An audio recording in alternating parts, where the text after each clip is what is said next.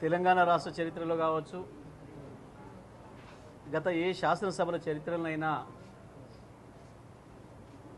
ఇవాళటి తెలంగాణ శాసనసభ సమావేశం జరిగిన పద్ధతుల్లో సభ్యులను అవమానించే విధంగా, రాష్ట్ర ప్రజలను అవమానించే విధంగా సభ జరిగిన సందర్భం ఎప్పుడు కూడా లేదు. నిజంగా కూడా ఇది ఇవాళ శాసనసభ చరిత్రలో ఒక చీకటి రోజు.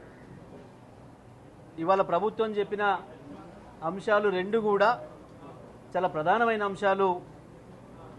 ఈ రాష్ట్రంలో దాదాపుగా 75-80% ప్రజలకు సంబంధించిన రెండు ప్రధానమైన అంశాల మీద నిర్ణయాలు చేయబోతున్నాం. ఆ ప్రజలకు ఏదో ఊరటను ఇవ్వబోతున్నామని చెప్పి సమావేశం పెడుతున్నామని చెప్పి అర్జెంటుగా ఒక్కరోజు నోటీసులో పెట్టి, సభ పెట్టిందో లేదో ఒకటే నిమిషంలో వాయిదా వేసి, ముఖ్యమంత్రి కానీ మంత్రులు కానీ ఈ పత్తా లేకుండా నిమిషంలోనే వాయిదా వేసి బలహీన వర్గాల పట్ల, బడుగు బలహీన వర్గాల పట్ల, దళిత వర్గాల పట్ల వీళ్ళకున్న చిత్తశుద్ధి ఏందో నిరూపించుకున్నారు. ఒక్క మాటలో చెప్పాలంటే ఇవాళ మరొక్కసారి ఈ సభ ద్వారా ముఖ్యమంత్రి తన అజ్ఞానాన్ని, తన అవివేకాన్ని, తన మూర్ఖత్వాన్ని మరొకసారి బయటపెట్టుకున్నాడు. బీఆర్ఎస్ పార్టీ పైన మరొకసారి అక్కసు వెళ్ళగక్కిండు.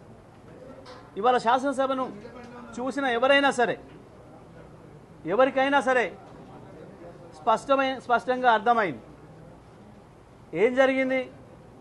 ముందుగా బీసీల రిజర్వేషన్లకు సంబంధించిన, కులగణనకు సంబంధించిన ప్రకటన చేసింది.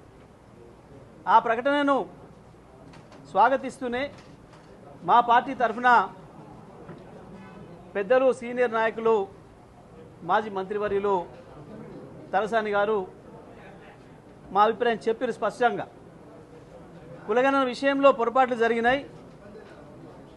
వాస్తవానికి బీసీలకు అన్యాయం జరిగే పద్ధతిలో కులగణన జరిగింది. మీరు చెప్పిన ప్రకారం చూస్తే కూడా తెలంగాణ జనాభాను తక్కువ చేసి చూపించడమే కాకుండా ఇంకొక 3%, 3.1% ప్రజలకు సంబంధించిన వివరాలు ఏది రాకుండా కులగణన మొత్తం జరిగిపోయింది. లెక్కలు ఇవి అని చెప్పడం, గతంలో ఉన్న లెక్కల ప్రకారం చూస్తే బీసీ వర్గాలకి అన్యాయం జరిగింది, బీసీ ప్రజానీకం తక్కువ ఉన్నట్టు చూపించిండ్రు. దీని ద్వారా శాశ్వతంగా నష్టం జరిగే ప్రమాదం ఉంది. కాబట్టి మరొకసారి ఈ కులగణన జరగాలి అని చెప్పి మా అభిప్రాయంగా చెప్పింది. ఆ తర్వాత మీరు తీసుకున్న రెండవ అంశం ఇవాళ దళిత రిజర్వేషన్ సంబంధించిన వర్గీకరణ అంశం. దాంట్లో మా విధానాన్ని స్పష్టంగా తెలియజేస్తూ మా వర్కింగ్ ప్రెసిడెంట్ కేటీఆర్ గారు స్పష్టంగా చెప్పింది. ఈ విషయంలో మేము మొదటి నుంచి కూడా సానుకూలంగా ఉన్నాం.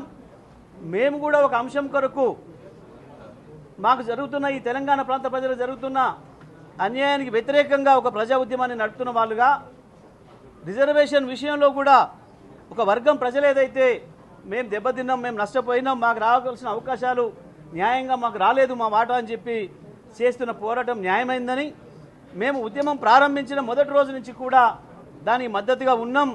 ముఖ్యమంత్రిగా కేసీఆర్ గారు ప్రభుత్వంలో వచ్చిన తర్వాత కూడా ఏకగ్రీవ తీర్మానం చేసి పంపించినాం. మేము దానికి అనుకూలంగా ఉన్నామనే విషయాన్ని కూడా స్పష్టంగా చెప్పింది. మేము ఎక్కడ కూడా వేరే విమర్శలకు పోలేదు. కానీ స్వయంగా వారు మాట్లాడుకొని 3 గంటలు బీఆర్ఎస్ మీద ఏడ్చిరు, అక్కసు వెలగక్కురు తప్ప ఈ సభ ద్వారా ఇంకేం చెప్పలేదు. ఇంకొక విషయం కూడా స్పష్టంగా మేము తెలియదలుచుకున్నాం. ఇవాళ మీరు ఏ వర్గం ప్రజలకు ఏం హామీ ఇచ్చిండ్రు, ఏం శుభవార్త చెప్పిండ్రు, ఏం చేసిరని చెప్పి ఇక సోషల్ జస్టిస్ డే అని చెప్పుకోవాలనుకుంటున్నారు. ఒక రకంగా చెప్పాలంటే మోసం చేసిన రోజు. బీసీ డిక్లరేషన్ను తుంగల్లో తొక్కడానికి